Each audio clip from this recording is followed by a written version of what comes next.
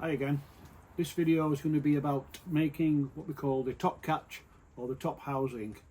So we're going to be doing this all through the video, and we're going to show you how I machine them and what have you. There's two ways that you can actually do this. Well, there's two ways you can get the stock material. One way is to get the stock material as a square stock, which is what we'll be doing today with the square stock, or you can get flat bar stock, which is the right width and the right thickness.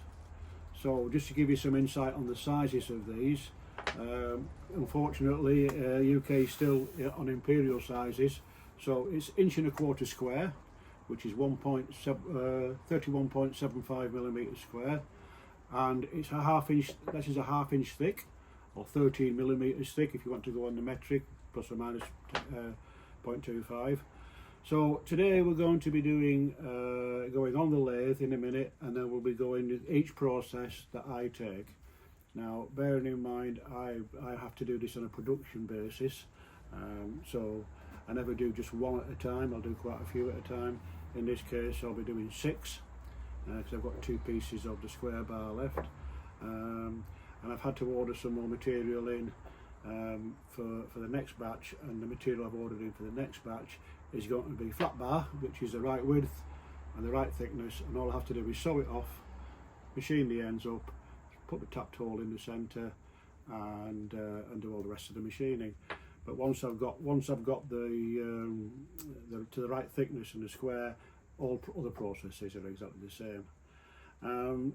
Just to give some insight into the sizes of the rest of the sizes on here, the tapped hole in the middle is a 1/4 BSP parallel. Now it's an imperial thread, we know that. Basically, when I first started doing these, I had to get hold of the little bits that I had hanging around, or the tools I had hanging around, and with knowing what size the hole was going through the middle and such like, I thought 1/4 BSP was the right size. I wish now I'd have gone for a metric size with a fine pitch, but as it happens, we're now on 1/4 BSP, so it's the only real imperial size of thread that's on the powder flasks themselves. So we've got a 1/4 BSP thread going through the middle, and the width of this slot here is 5/8 or 16 millimeter. So you can use either a 5/8 cutter or a 16 millimeter cutter. That would then give you the right width and what have you. So 16 millimeter in decimal is 629 or 630, and then obviously 5/8 is 625. There's only 4 thou difference. When I make the catches to go on them, I always make them a little bit bigger so I can fit them, so not a lot of difference between the two. So we'll pop along to the machine shortly. If I can do, I'll try and put a video in of the actual drawing itself in 3D model. But from now on, we'll go into the machine, and then we'll go and get machining. Thank you. So here's a 3D model of the top catch, or the top housing. As you can see, we can look at all the views here. Front view, that shows you the slot going through it. Top view shows us the 2 drilled and counterbore holes, and the 1/4 BSP tapped hole through there. We actually have made a drawing of that.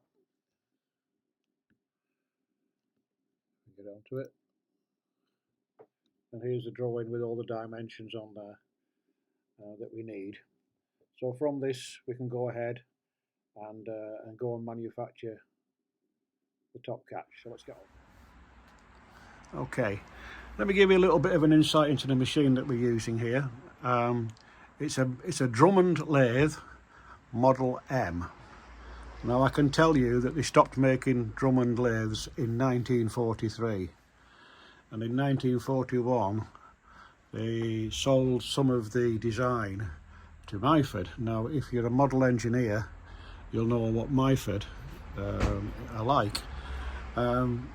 So it's at least pre-1943, and I actually sold, believe it or not, a Myford to buy this, because of the features it's got on it. It's a fantastic little thing. It's got a cross feed going here, it's got a longitudinal feed here, it's got a quick change toolbox here, it's even got a dividing head so I can use it for dividing on here. It's just fantastic. It's 2, 4, 6, 8, 12 speed, so that's great. It's got a back gear on it and it's quite easy to put the back gear in. So it's a great little machine. I've done lots on it and what have you, but it's not an industrial machine. It's one that basically hobbyists or little model makers would use. So you'll have to bear in mind that it's not as strong as a conventional machine. Now, when I first started doing the parts for the powder flasks, I was doing them in industrial machinery because I had access to that industrial machinery. I had access to turret mills, I had access to bigger lathes. In actual fact, I did have a bigger lathe myself. So it was the batch production in those days was something up to 50 components at a time. Now we're down to smaller batch numbers because we're not selling quite the same amount, although you wouldn't think so from recent sales. But so you know, it's a grand little machine. I'm really glad I bought it, and what have you. It's got everything I need on it. So let's get cracking on and start machining. So the first thing I'm going to note here, we've got a 4-jaw self-centering chuck. Now the difference between a 4-jaw self-centering and a normal 4-jaw is, once I turn this here, all the 4 jaws will come in together. Because this is a square bar, that's ideal for me. Now if it was a normal 4-jaw, should we say, each of the jaws is independent and I would have to do each jaw independently, clock it all up and what have you, so it's bang on in centre. But in this case, 4-jaw self-centering. And I apologise if I get in the way. So just put that there. We put it in the 4-jaw here, and then we just give it a little bit of wiggle as we're tightening up. Tighten up, so we're ready to go. Switch the machine on. And this machine's got a clutch on it, so clutch in.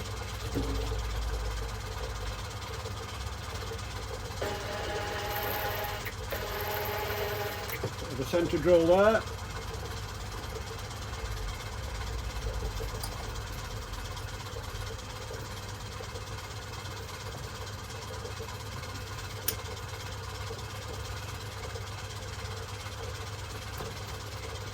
I'll just start off the hole with the handle first, or the screw first. If anybody's machined brass will know that it grabs. So bear with me.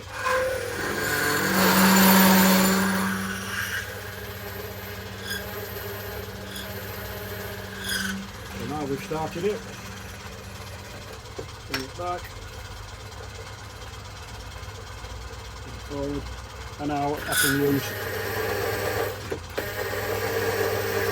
the quick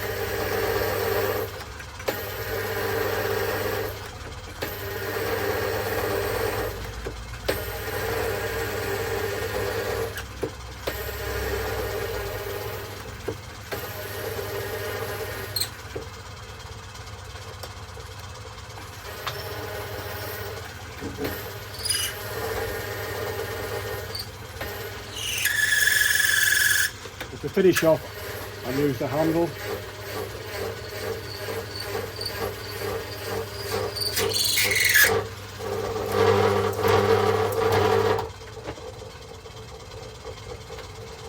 Guess what? I wasn't supposed to do that.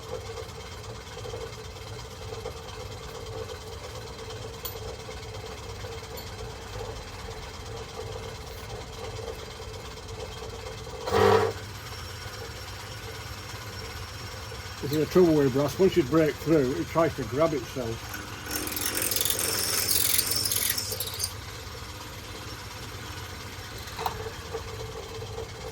So that's the hold on.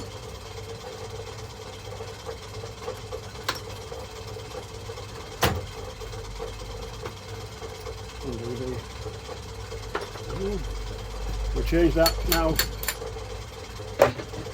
to the centre. Here.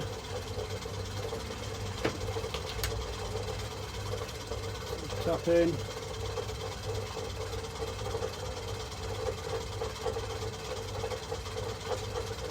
I'm not going to do it at that speed, I'm going to do it slower. But one slight disadvantage of this machine is that I have to then change it into the back gear to do that. So first thing I'll do is I'll put it in back gear. I think I'll turn the machine off first. Safety first. Oh. It's now in back gear, but I've also had to undo this here and push it into back gear. As I say, this is not a production machine, it's just there for, you know, for model makers. So machine on again. Move this down a bit. This will just keep everything square, and away we go.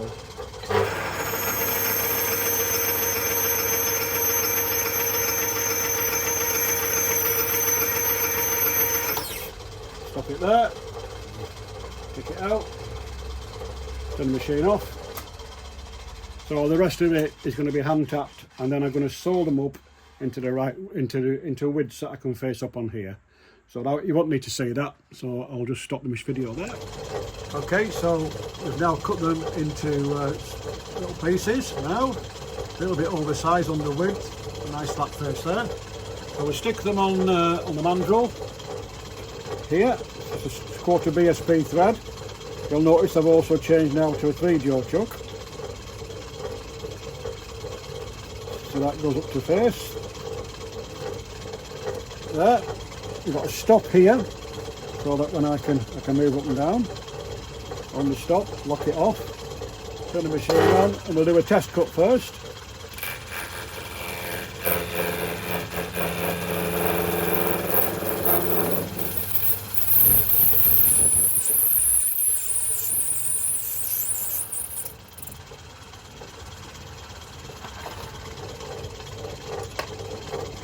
Take a measurement.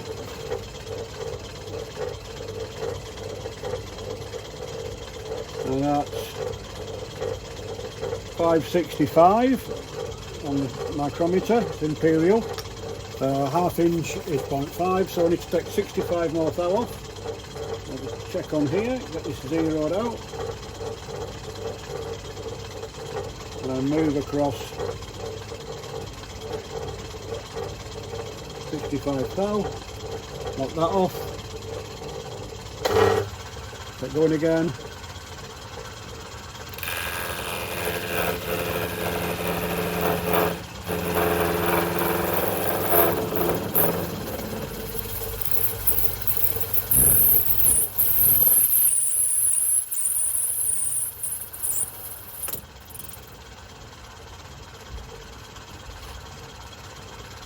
So that's set now.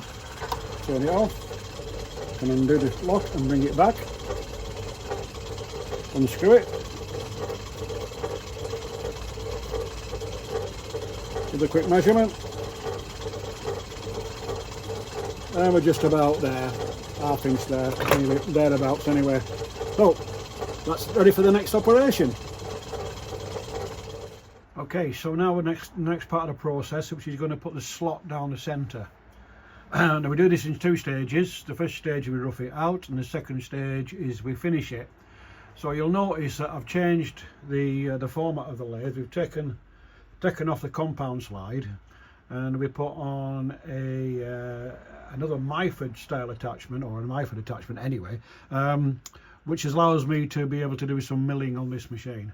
And like I said to you before, Myford bought out the Drummond name, or Drummond design, so anything that fits a Myford will fit a Drummond. So really good that. So the first thing we're going to do is we're going to put in our block. I'm going to put it in the centre here. Okay, put it in there. We made sure that the chamfered side is against the face here, and then we'll just lock it off. Turn the machine on. Now I've already had a look at this and see if it's in the centre, so we'll just do a test cut first. Turn it on. Now what I'm going to do now is back a little bit. I'm going to put a set of slip gauges in there for the right depth, and then just, that's okay, that's touching it now. So that depth, these slip gauges here are, what they were, 2.8 millimetres. I know that the depth should be just over 3 millimetres, so that will give us a little bit for the finishing cut. Now it's going to get noisy because, as I said, it's not a very sturdy machine, but a very versatile one. So we've locked off the slide here and here, so it can't jump up and down. We've got the stop set here, and we'll do this in 2 cuts. Lock off the cross slide, cross off the longitudinal slide.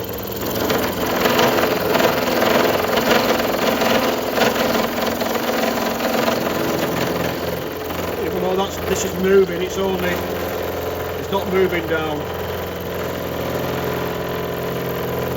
There's a little bit of backlash.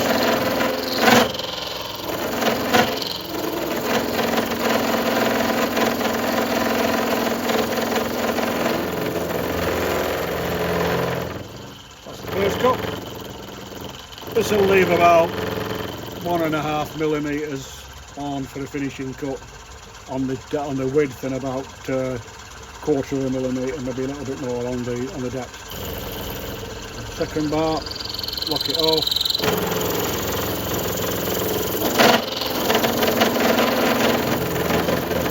I could use a longitudinal feed, but I can feel it better with my hand.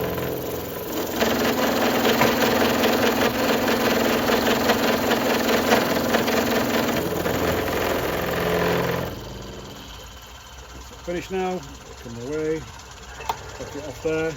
Now, in Blue Peter tradition, here's one I did earlier. I have adjusted it slightly, so just look at the width, look at the dimensions. So it's centre, so 8.4, 8.9. I have adjusted it a couple of thou, but we've still got plenty for the finishing cut anyway.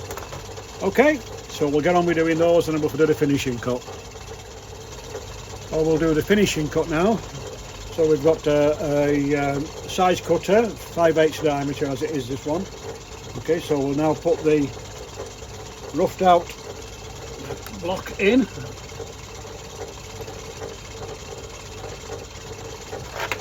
Clamp it down.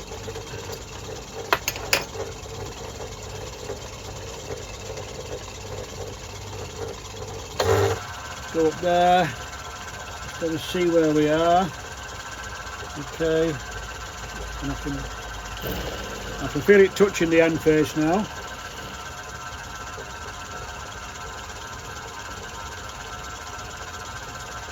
Take a few thou off it.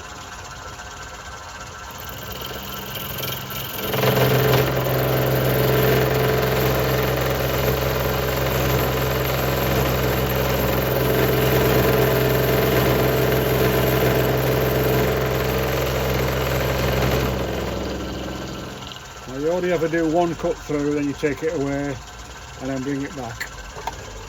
Because if you take it back the other way, you always get a little bit of pull on the cutter, and it'll be too wide, it will just slot.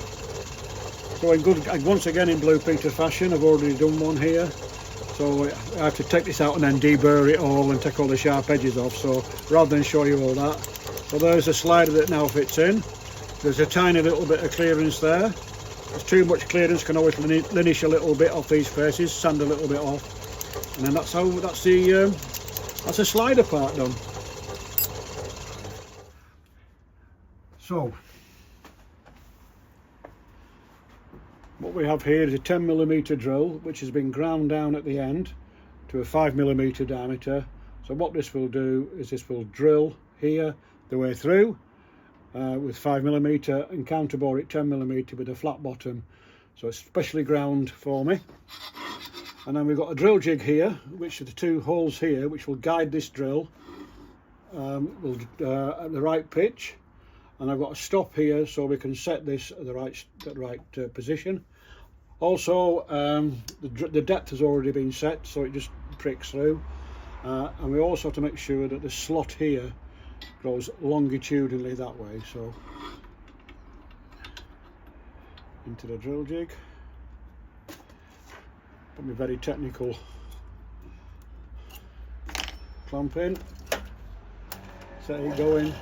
You'll notice that the spring's gone on here, but it doesn't cause me a lot of problems. So in we go. Just guide it through and drill away.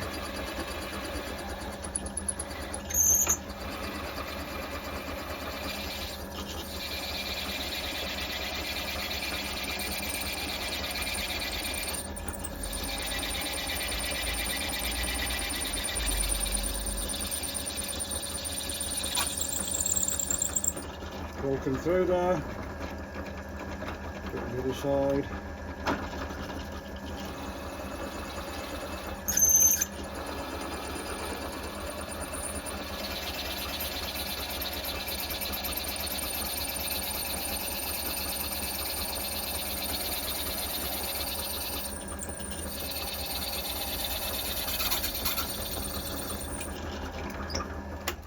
That's all done.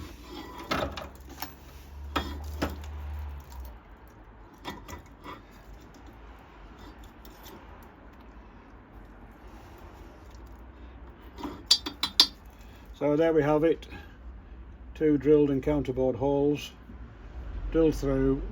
I've tacked these off with either chamfer them or just lineaged them, ready for the next operation.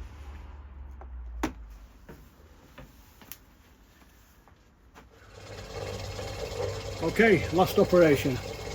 So we've put the mandrel back in and we've set the angle here to the angle that we require. Now just a minute, I cheated a little bit. I put an old top in and I just adjusted the angle till it followed that. It's only a cosmetic angle, it doesn't do anything, but you know, that's just the easiest way for me to do it. So back on the mandrel with this.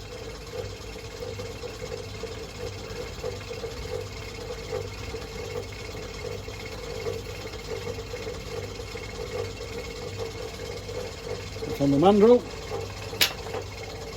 Got a stop set here. Using a compound slide, pull the slide back up to the stop, and we always lock it off, and then come back with the cross slide.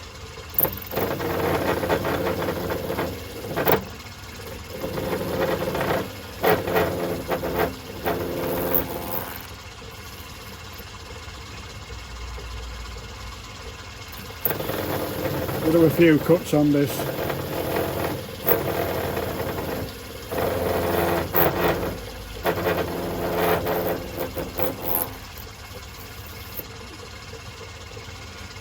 Last cut, I think. Yeah, last cut.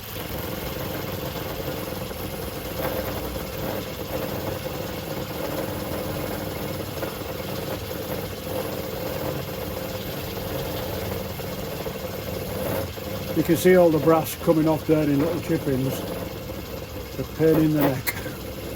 It gets everywhere.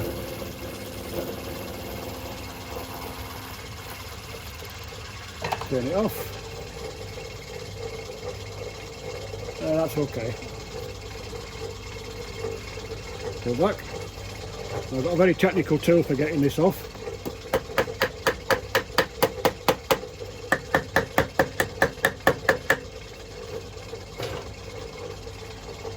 And there we have it, one top catch.